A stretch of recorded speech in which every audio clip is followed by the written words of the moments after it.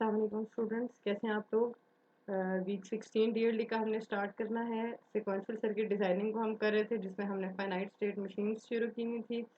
मेले मशीन हम डिस्कस कर चुके हैं। आज के लेक्चर में हम इंशाल्लाह मोर मशीन्स को डिस्कस करेंगे और नेक्स्ट लेक्चर के अंदर हम रजिस्टर्स को डिस्कस करेंगे। तो मोर स्टेट मशीन और मेले मशीन का हल्का सा डिफरेंस मैंने आपको बता दिया था कि मोर और मेले मशीन के बीच में जो फ़र्क है वो ये है कि जो आपकी आउटपुट्स होती हैं मोर मशीन के अंदर वो डिपेंड कर रही होती हैं स्टेट्स के ऊपर, ना कि इनपुट्स के ऊपर। मतलब फॉर इंस्टेंस जैसे कि आपकी करंट स्टेट है तो आप कहते हैं करंट स्टेट में मुझे ये आउटपुट मिल रही है। हमने इनपुट के ऊपर ऐसा क्या दिया कि हम नेक्स्ट स्टेट में चले गए जिधर हमारे पास ये आउटपुट आ रही है। तो जो आपके आउटपुट है वो इन स्टेट्स के ऊपर डिपेंड कर रही होती है। तो मोर मशीन का इस्तेमाल करते हुए हम एक सीक्वेंस डिटेक्टर बनाएंगे जो दो सीक्वेंसेस डिटेक्ट करेगा। पहला सीक्वेंस है 0 1 और दूसरा सीक्वेंस है 1 0। तो इसको बनाना शुरू करते हैं।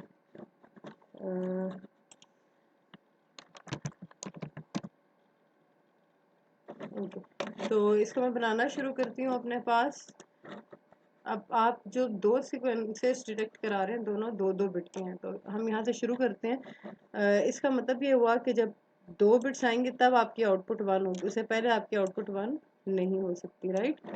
तो मैं यहाँ पे अपनी आसानी के लिए सर्कल्स पहले ड्रॉ कर रही हूँ। बनाना शुरू करते हैं। ओके, सबसे पहले फॉर इंस्टेंस यहाँ पे हमारे पास जो स्टेट है इसको मैं नाम दे देती हूँ ए का।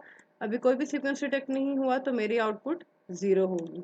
अब फॉर इंस्टेंस यूजर इनपुट देता है 0, तो मैं नेक्स्ट स्टेट में चली जाऊंगी। आउटपुट अभी भी मेरी 0 होगी क्योंकि कोई सीक्वेंस डिटेक्ट नहीं हुआ। तो ऊपर वाली लाइन 0 1 के लिए होगी और नीचे वाली 1 0 के लिए चेन बनेगी।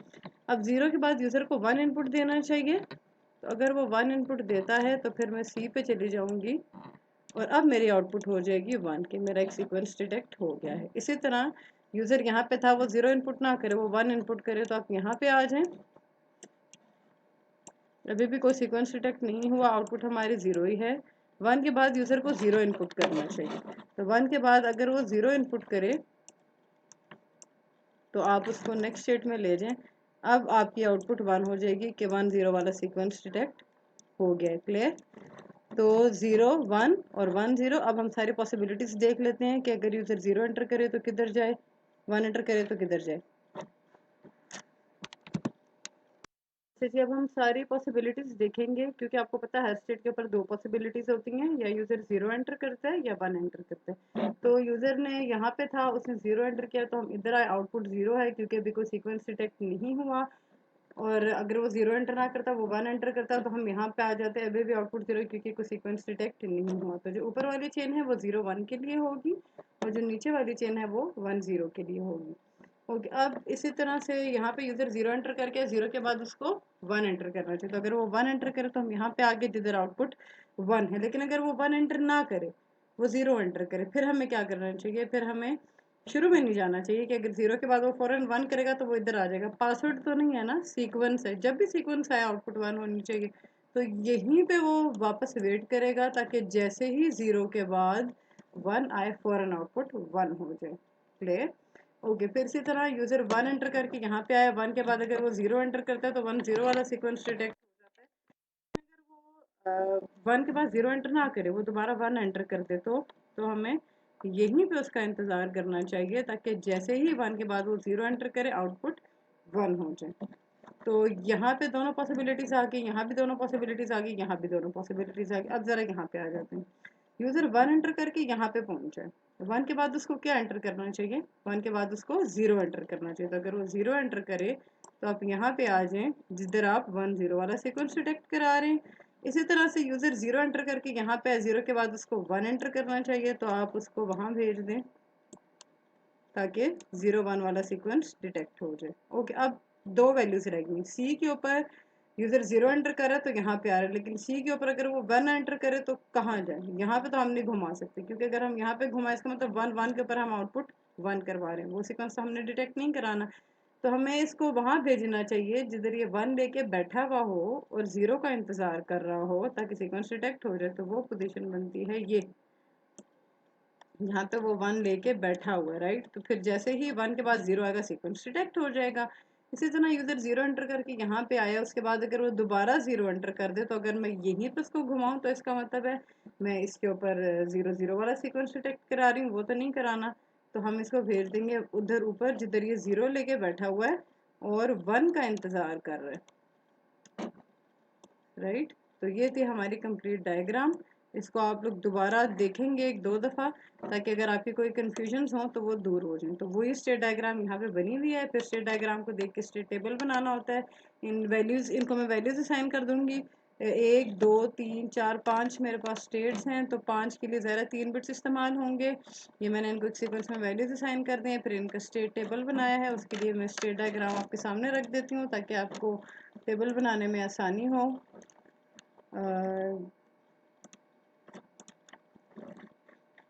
जो हमारे पास ये वाली स्टेट डायग्राम है, इसको देख के अब हमने स्टेट टेबल बनाना है।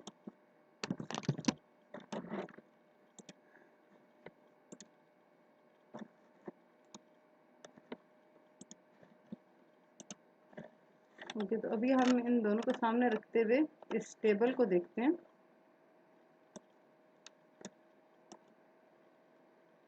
ओके, सबसे पहले ए से शुरू करेंगे। देखें स्टेट्स कितनी, 1 2 3 4 5, और हर स्टेट के ऊपर या यूज़र 0 एंटर करेगा या 1 एंटर करेगा। ए बी सी डी ई, जो उनको वैल्यूज असाइन की थी वो मैंने लिख दी हैं। हर एक के ऊपर या यूज़र 0 एंटर करेगा या 1 एंटर करेगा। 0 1 0 1 0 1 0 1। अब इन वैल्यूज़ को यहाँ पे ढूंढ के फिल करना शुरू करते हैं। ए के ऊपर है यूज़र और वो 0 एंटर करता है, तो यूज़र ए के ऊपर है और वो 0 एंटर करता है, तो वो किधर जा रहा है, वो बी पे जा रहा है और आउटपुट है 0, तो वो बी पे जा रहा है, आउटपुट है 0। यूज़र ए पे हो और 1 एंटर करे, ए पे हो और 1 एंटर करे तो वो डी पे जा रहा है और आउटपुट है 0। बी पे है और 0 एंटर करे तो वापस बी पे जा रहा है, आउटपुट है 0। बी पे है और 1 एंटर करे तो सी पे जा रहा है और आउटपुट है 1।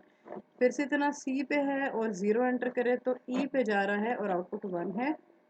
सी पे है और 1 एंटर करे तो डी पे जा रहा है और आउटपुट 0 है।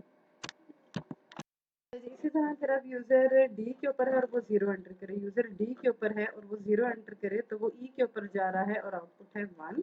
ई पे जा रहा है और आउटपुट है 1। और डी पे हो और 1 एंटर करे, डी पे हो और 1 एंटर करे तो वापस डी पे जा रहा है और आउटपुट है 0। इसी तरह ई के ऊपर है और 0 टाइप करे तो वो बी पे जा रहा है और 0। और ई के ऊपर है और 1 टाइप करे तो ई के ऊपर है और 1 टाइप कर रहा है तो किधर जा रहा है, सी पे जा रहा है और आउटपुट है 1। तो फ्लिप फ्लॉप की जो इनपुट्स है वहाँ पे कौन सी चीज़ें आ जाती थी, जो नेक्स्ट स्टेट में आ जाती थी। ये स्टेट असाइनमेंट ऊपर मैंने आपको पहले बता दी है। अब हमने क्वेश्चंस बनाने शुरू कर दिए हैं। तो अब क्वेश्चंस बनाने शुरू करते हैं। यहाँ पे ये हमारे पास सारी की सारी वैल्यूज़ हैं और ये आगे फ्लिप फ्लॉप की इनपुट्स। 4 वेरिएबल जब इस्तेमाल हो रहे हैं तो 4 वेरिएबल के मैप बनेगा। D1 एक दो जगहों पे 1 है, ये दो 1s मैंने प्लेस कर दी। इनपुट और करंट स्टेट्स को देख के हमने ये वैल्यूज फिल की, यानी पहला जो 1 है वो है 0 0 1 0 पे और दूसरा 1 है 0 0 1 1 के ऊपर। तो ये एक दो वाला पेयर बना, इसकी क्वेश्चन आ गई। इसी तरह D2 मेरे पास 1 2 3 4 5 जगहों पे 1 2 3 4 5 जगहों पे हमारे पास 1 है। यहाँ पे एक 1 मिस हो गया है। 12 1 को देख लेते हैं कौन सा मिस हुआ है। 1 0 0 0, फिर इसी तरह 1 0 0 1, उसके बाद है हमारे पास 1 0 1 0 1 0 1 0, उसके बाद है हमारे पास 1 0 1 1 1 0। यहाँ पे एक 1 बेसिकली आना चाहिए था, राइट। तो यहाँ पे जब 1 आता तो फिर एक ये 4 वाला पेयर बन जाता और एक ये 2 वाला पेयर बन जाता।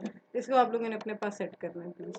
ओके, उसके बाद फिर D3 पे आ जाते हैं। D3 में इसी तरह हमारे पास 1 2 3 4 5 6 1s हैं, वो सारे 1s आ गए। एक ये 2 वाला पेयर बना, एक ये 2 वाला पेयर है, एक ये 2 वाला पेयर है और एक ये एक्सट्रीम कॉर्नर का 2 वाला पेयर है। तो ये आ गई उसकी हमारे पास इक्वेशन। इसी तरह जो आउटपुट है वो 1 2 3 4 जगहों पे 1 है। 1 0 0 1 0 0 1 0 0 0 1 1 1 1 0 1। तो ये 2 वाला पेयर बना और ये 2 वाला पेयर बना। इक्वेशन सारी आपके सामने है। 3 फ्लिप फ्लॉप्स इस्तेमाल हो रहे हैं तो वो 3 फ्लिप फ्लॉप्स बनाए। जो उनकी इक्वेशंस थी वो मैंने उनकी इनपुट साइड के ऊपर बना दी हैं। आउटपुट ज़ाहिर हमने इस तरफ बनानी थी, तो आउटपुट की जो इक्वेशन थी उसको मैंने इस तरफ बनाया है।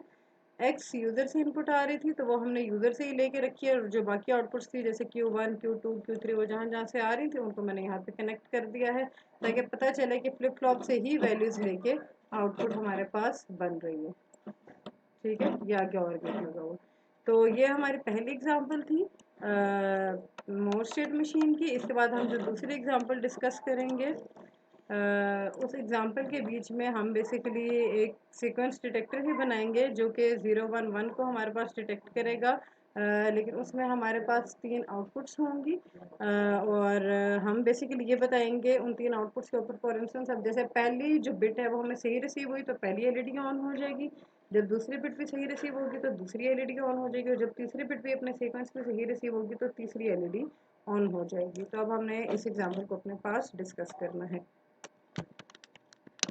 अब देखें, सबसे पहले हमारे पास जो वैल्यूज़ हैं वो 3 है, 0 1 1 जो हमने डिटेक्ट करानी है। तो हम इसको बनाना शुरू करते हैं, ए से हम शुरू करते हैं। अभी इनिशियली अब ये मैंने बताया था मोर मशीन में यहाँ पे आउटपुट्स होती हैं, अभी किसी किस्म की कोई भी बिट आपकी नहीं है, इसलिए तीनों आउटपुट्स 0 हैं।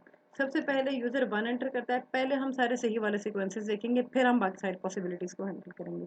तो सीक्वेंस आना चाहिए था 0 1 1, यूज़र ने इनपुट दी 0, पहली बिट सही आ गई है तो सबसे कॉर्नर वाली जो आउटपुट थी वो हमारी 1 हो गई, जो ये इंडिकेट करी कि पहली बिट सही आ गई है। 0 के बाद दूसरी बिट क्या आनी चाहिए, 1, तो यूज़र अगर 0 के बाद अब 1 एंटर करेगा तो यहाँ पे अब 2 आउटपुट्स 1 हो गई, जो इस बात की इंडिकेशन है कि दूसरी बिट भी सीक्वेंस में सही आ गई है। इसके बाद फिर यूज़र को 1 एंटर करना चाहिए, यूज़र 1 एंटर करेगा तो 0 1 1 तीनों बिट सही सीक्वेंस में आ गई, तीनों आउटपुट्स 1 हो गई। अब हम देखते हैं एरर्स को। तो ए से हम शुरू करते हैं, यूज़र को 0 एंटर करना चाहिए था, अगर वो 0 एंटर ना करे 1 एंटर करे तो हम यहीं पे इंतज़ार करेंगे, आगे भेजने का फ़ायदा ही कोई नहीं, क्योंकि सबसे पहले तो 0 आना चाहिए था, राइट। ओके, अब यूज़र 0 एंटर करके यहाँ पे पहुँचा है, 0 के बाद उसको 1 एंटर करना था, अगर वो 1 एंटर ना करे 0 एंटर करे तो हम यहीं पे इंतज़ार करेंगे, वजह इसके कि हम इसको शुरू में भेजें, क्योंकि 0 भी तो हमारे सीक्वेंस का एक हिस्सा था ना, कि पहली बिट 0 से ही डिटेक्ट हुई हुई है, अब अगला 1 आना चाहिए। तो जैसे ही 0 के बाद 1 आए आउटपुट